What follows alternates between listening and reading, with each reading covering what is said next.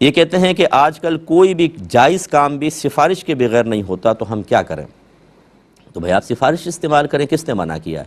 اگر ایک کام جائز ہے اور آپ اس کام کے اہل ہیں، جیسے جاب حاصل کرنا ہے اور آپ اس کے اہل ہیں، تو آپ سفارش بالکل کروا سکتے ہیں۔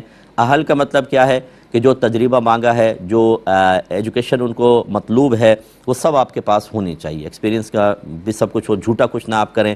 ورنہ اگر آپ نے جھوٹ بول کے کچھ کر لیا اور جاب حاصل کی اور دوسرا اس کا مستحق تھا جاب کا، تو آپ نے کسی کا حق مارا، اب آپ آخرت میں وبال ہی وبال ہے، گئے آپ آخرت میں۔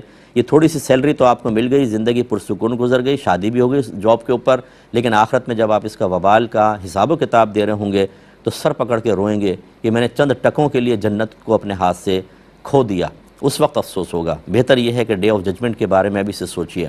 تو خلاصہ کلام یہ ہے کہ جائز کام ہونا چاہیے، آپ اگر جاب وغیرہ ہے تو اس کے اہل ہوں۔ اسی طریقے سے جو جائز کام ہے، جیسے مثال کے طور پہ بعض اوقات نقشے پاس کروانے ہوتے ہیں، کرتے ہی نہیں ہیں، یا تو رشوت سے ہوتا ہے یا بڑی سفارش سے ہوتا ہے، تو پھر ایسی چیزوں کے لیے آپ بالکل کروا سکتے ہیں سفارش، اس میں کوئی حرج نہیں ہے، بلکہ سفارش بھی کرنا جائز ہے۔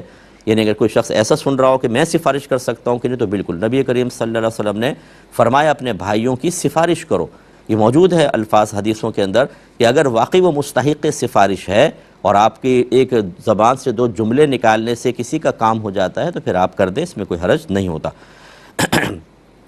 یہ بہن نے